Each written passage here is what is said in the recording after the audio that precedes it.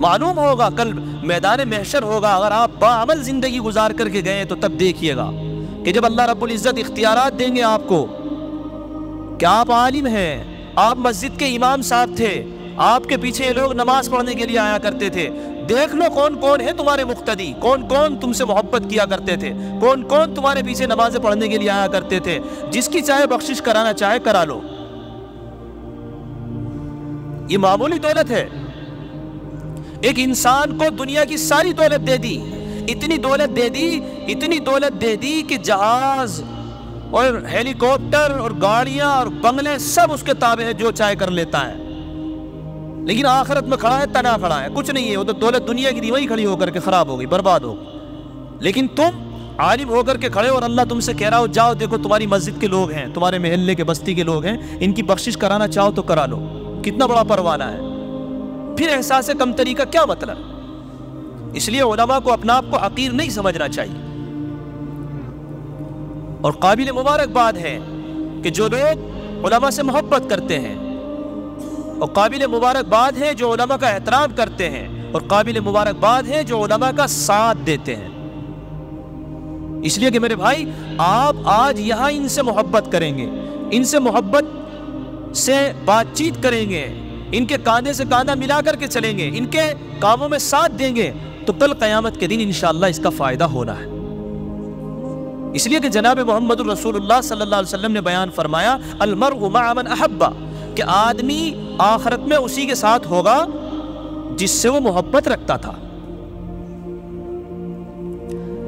تو یہ تو تھا میرا سمجھانا ان لوگوں کو کہ جو علماء حفاظ اور قراء ہیں، کہ بھائی آپ اپنا آپ کو حقیر نہ سمجھا کریں، آپ کو جو دولت دی گئی ہے نا، آپ کو جو دولت دی گئی ہے اس کا کوئی نظیر اور کوئی بدل نہیں ہے۔ یہ تو اللہ اپنے چنے ہوئے بندوں کو دیتا ہے، منتخب بندوں کو دیتا ہے۔ شکر ادا کیجئے اللہ کا کہ اس نے آپ کو عالم بنایا ہے، حافظ بنایا ہے، قاری بنایا ہے، تو آپ اس کا شکر ادا کریے کہ رب کریم اس ساری بھری ہوئی دنیا میں سے تو نے مجھے چن کر کے اس کام کے لیے منتخب فرما لیا۔ ہمارا کام تو لوگوں کو سچائی کے راستے پر چلانا، لوگوں کو اچھائی کے راستے پر چلانا، لوگوں کے غموں میں کام آنا، لوگوں کی رہبری کرنا، لوگوں کے دین کی فکر کرنا، لوگوں کے اسلام کی فکر کرنا، ان کے دین کی حفاظت کی فکر کرنا، یہ ہمارا کام ہے۔ ہوتا یہ ہے کہ ہم ان کاموں کو چھوڑ کر دنیا کے کاموں میں لگ جاتے ہیں، جس کی وجہ سے ہم تذبذب کا شکار ہو جاتے ہیں۔ دوسری ذمہ داری ہم لوگوں کی، یعنی عوام الناس کی، وہ یہ ہے کہ ہم علماء کو کتنا احترام دیں اور ان کو کیسے عزت دیں۔ دیکھیے، اگر کسی سے معلوم کیا جائے تو آپ میں سے ہر آدمی کہے گا کہ ہم علماء سے محبت رکھتے ہیں، اور رکھنی بھی چاہیے۔ دیکھیے، علماء سے بغض رکھ کر کے ہوگا کیا؟ علماء سے لڑ کر کے ہوگا کیا؟ ارے بھائی، یہ گالی نہیں دے سکتے، یہ لڑ نہیں سکتے، یہ لٹ نہیں چلا سکتے، تم بھائی ان سے لڑ لو گے کوئی بات نہیں، آرام سے خاموش ہو جائیں گے، تم انہیں مار لو گے خاموشی سے چپ ہو جائیں گے۔ اور پھر وہ انسانی کیا جو اپنے دین کے رہبروں پر ہاتھ اٹھا دے، جو اپنے دین کے عالموں کو گالی دے دے، جو دین کی حفاظت کرنے والوں سے لڑ بیٹھے، جو ان سے بحث و مباحثہ کرے، تو پھر وہ انسانی کیا ہے؟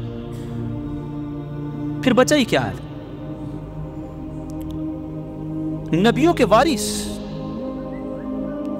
سمجھیے بھائی، ان سے کیا جھگڑا اور ان سے کیا لڑنا ہمارا؟ تو یہ تو بہت ہی خراب بات ہے کہ کوئی آدمی علماء سے بحث و مباحثہ کرے اور لڑائی اور جھگڑے کرے اور گالیاں بکے، العیاذ باللہ۔ لکھا ہے حضرت مولانا رشید احمد گنگوہی رحمۃ اللہ علیہ نے کہ ایسا آدمی جو علماء سے بغض رکھتا ہے، جو ان سے بحث و مباحثہ کرتا ہے، ان سے لڑائی جھگڑے کی نوبت بنا کر کے رکھتا ہے، تو جب اس کو قبر میں لیٹایا جاتا ہے تو اللہ رب العزت اس کے چہرے کو قبلے کی طرف سے پھیر دیتے ہیں۔ اور حضرت نے پھر آگے لکھا ہے کہ اگر کسی آدمی کو میری بات پر یقین نہ ہو تو ایسا آدمی جو علماء کے پیچھے پڑا رہتا ہو، اس کی قبر کو کھود کر کے دیکھ لو، اس کا چہرہ جو ہے تمہیں قبلے رخ سے ہٹا ہوا ملے۔ تو علماء سے بغض اور حسد یہ کام اچھا نہیں ہے۔ بعض علماء نے یہاں تک بھی لکھا ہے کہ اگر کوئی آدمی علماء سے اور عالموں سے، اماموں سے بغض رکھتا ہے تو پھر مرتے وقت اس کو کلمہ نصیب نہیں ہوتا۔ اگر ایک انسان کی حیثیت سے دیکھا جائے، مثال کے طور پر آپ مجھے لیجئے، تو آپ دیکھ رہے ہیں کہ بھئی 2 ہاتھ میرے ہیں، 2 ہاتھ آپ کے ہیں، 2 آنکھیں میرے ہیں، 2 آنکھیں آپ کے ہیں، جیسے ہاتھ پیر آپ کے ہیں ایسے میرے ہیں، اگر حیثیت سے دیکھیں تو ہم بالکل انسان ایک جیسے ہیں، لیکن جب اللہ نے اپنے کلام کو کسی انسان کے اندر اتار دیا، جب کسی کو اپنے دین کے لیے منتخب کر لیا، تو پھر وہ آپ نہیں رہا۔ اب آپ اس کو ہاتھ پیر اور شکل و شباہت کے اعتبار سے نہ دیکھو کہ وہ ہمارے جیسا ہے۔ یوں تو اگر آپ اپنے جیسا دیکھنے لگو تو آپ تو نبیوں کا بھی احترام نہیں کرو گے، پھر تو نبی کو بھی ہاتھ پیر ہوتے تھے۔ اسی چیز نے جو ہے نا نبیوں کی مخالفت پر بھی لوگوں کو آمادہ کیا۔ یہ کیا عرض کی بات ہے، یہ بھی تو ہماری طریقے سے، جیسے یہ کھا رہے ہیں ایسے ہم کھا رہے ہیں، جیسے یہ چل پھر رہے ہیں ایسے ہم چل پھر رہے ہیں، تو ان میں خاص بات کیا ہو گئی؟ یہ بھی انسان ہے، ہم بھی انسان ہیں۔ جب یہ والا مزاج پیدا ہو جاتا ہے تو پھر علماء کا نہیں، انبیاء کا بھی احترام نہیں کرتے ہیں لوگ، پھر گمراہ ہوتے ہیں۔ تو اگر اس نظر سے دیکھو گے تو کبھی احترام کی توفیق نہیں ملے گی۔ دیکھنا یہ ہے کہ اللہ نے ان کے سینے پہ کیا چیز اتاری ہے، ہمیں تو اس سے محبت کرنی ہے۔ آپ نے دیکھا ہوگا بھائی، یہ الماری بنی ہوئی ہے، ان میں کلام پاک رکھے ہوئے ہیں، آپ کے دل میں ان کا بھی احترام ہو گیا ہوگا، جبکہ یہ تو پتھر ہیں، لیکن آپ اس کی بھی بے حرمتی نہیں کر سکتے۔ آپ اس پہ لات مار دیں گے؟ بتائیں آپ، یہ الماری بنی ہوئی ہے، اس میں قرآن رکھا، کوئی لات مار دے گا اس پہ؟ ایک مکہ مار دے گا کوئی؟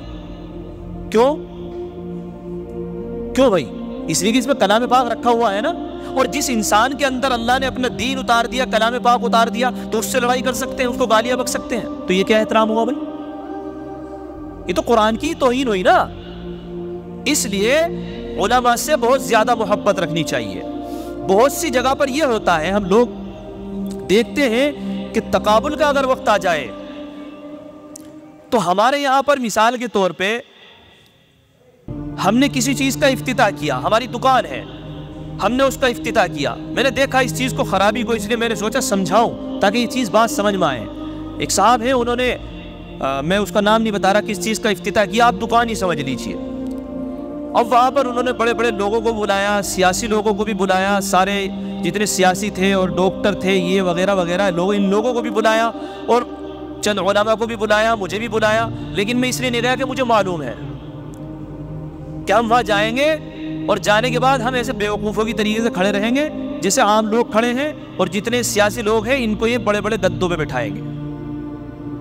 مجھے معلوم تھا، میں گیا نہیں، اس لیے مجھے معلوم بعد میں یہ ہوا کہ ایسا ہی ہوا کہ خوب بھیڑ تھی ان کے یہاں پر ریبن ویبن کٹنے کے موقع پہ اور افتتاح ہونے کے موقع پر، اور جتنے سیاسی اور ڈاکٹر بڑے بڑے دنیا کے اعتبار سے ان کو سب کو صوفوں پر بٹھایا اور عالم وہی کھڑے تھے گیٹ میں۔ تو یہ کیسا احترام ہے بھائی؟ یہاں پتہ چلتا ہے کہ محبت کس کی ہے دل میں۔ یہاں جب مقابلہ آتا ہے، ویسے تو ہر آدمی کہتا ملے گا تو میں آپ سے بڑی محبت ہے مفتی صاحب، اور ایسا نہیں، بعض لوگ بڑے اچھے ہیں واقعتاً، میں نے دیکھا ہمارے یہاں پر بھی، جب دیکھیں گے کہ کوئی عالم آ گئے، امام صاحب آ گئے، تو اپنی جگہیں چھوڑ کر کے کھڑے ہو جائیں گے، آ جائیے مفتی صاحب ادھر آ جائیے، بہت ہوتا ہے ایسا۔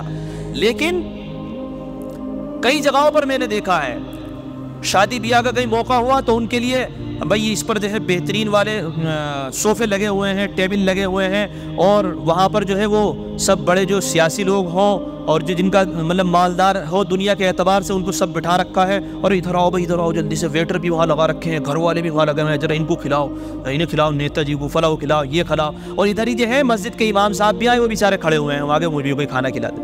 تو یہ کیا عزت احترام ہے بھائی تمہارے دل میں؟ کچھ بھی احترام نہیں ہے، خاک بھی نہیں۔ اس سے تو احساس کمتری پیدا ہوگی بھائی، جن لوگوں کو ہمیں رہبر بنانا تھا، جن لوگوں کو ہمت اور حوصلہ ہم نے دینا تھا، تو ان لوگوں کو تو ہم نے پہلے ہی ہمت توڑ دی۔ اور میں ایمانداری سے آپ کو بتا رہا ہوں کہ چاہے سیاسی اعتبار سے ہو، چاہے دینی اعتبار سے ہو، چاہے ملی اعتبار سے ہو، جتنی ہمدردی آپ کی علماء کرتے ہیں اتنی جو ہے دوسرے لوگ نہیں کرتے ہیں۔ آپ کورونا کے دور کو اٹھا کر کے دیکھ لیجئے، ہماری بستی کے اندر ہی گن لے لیجئے، ہمارے علماء نے اور ہم نے کس طریقے سے لوگوں کی خدمت کی ہے، اور یہ اللہ کی توفیق سے کی ہے، اور کتنی جگہوں پر جا کر کے ہم لوگوں نے رہبری کی ہے۔ کئی دفعہ آپ نے دیکھا ہوگا مسجدوں کے معاملے، یہ وہ طرح طرح کی باتیں آ رہی، سب جتنا بھی ڈیل کیا علماء نے کیا، کتنی جماعت والوں کا مسئلہ ہوا علماء نے کیا، ایک بھی نہیں نکل کر کے آیا، جتنا آپ بڑے سمجھتے تھے، سب اپنے اپنے کام میں سیٹ تھے۔ اور معاف کیجئے، میرا مقصد کسی کا برائی کرنا نہیں ہے، اللہ ان کی عزتوں میں خوب چار چاند لگائے، خوب بڑا بنائے، میرے ذہن میں کسی کی طرف سے کوئی مخالفت نہیں ہوتی، میں تو سمجھانا یہ چاہتا ہوں کہ یہ علماء جبکہ ان کو کچھ نہیں چاہیے آپ سے. ان کے دل میں جو جذبہ ہوتا ہے آپ کی خدمت کا وہ دوسرے لوگوں کے دل میں نہیں ہوتا ہے اتنا. ہر کسی کو دنیا کا مفاد ہوتا ہے کچھ نہ کچھ. اس لیے میرے بھائی اپنے معاملات میں، اپنی محفلوں میں، اپنی مجلسوں میں ان لوگوں کو عزت دیا کریں، ان کو آگے بڑھایا کریں کہ اگر آپ کے یہ دینی رہبر مضبوطی کے ساتھ آگے کھڑے ہوں گے تو آپ کی ہر طرح سے یہ رہبری کریں گے، آپ کے دین کی حفاظت بھی کریں گے، آپ کی ملی حفاظت بھی کریں گے، آپ کی ہر اعتبار سے حفاظت کریں گے. لیکن اگر آپ نے ان کو ہی احساس کمتری کا شکار بنا دیا، ان کو اس طرح کا بنا دیا کہ سوچے ہم تو ہیں ہی ایسے، تو بھائی پھر وہ قوم ترقی نہیں کرتی کہ جو اپنے دینی رہبروں کو کمزور کر دے. اپنے لوگوں کو مضبوط کرنے سے جو ہے ہم لوگ خود مضبوط ہوتے ہیں. تو اس لیے مجھے یہ دو باتیں بتانی تھی جن کا تعلق ایک کا علماء سے تھا کہ علماء کو کبھی اپنا آپ کو حقیر نہیں سمجھنا چاہیے. اللہ نے آپ کو جو دولت دی ہے وہ بہت چنندہ لوگوں کو ملتی ہے. اور دوسری بات ہماری کہ ہم لوگ اپنی محفل، مجلس اور سب جگہوں پر علماء کو عزت دیں اور دوسرے لوگوں سے علماء کو آگے بڑھا کر کے رکھیں. یہ ہمارا دینی فریضہ ہے اور ہماری دین سے محبت کی علامت ہے. اللہ تعالی ہم سب لوگوں کو عمل کی توفیق عطا فرمائے. وآخر دعوانا الحمد للہ رب العالمین.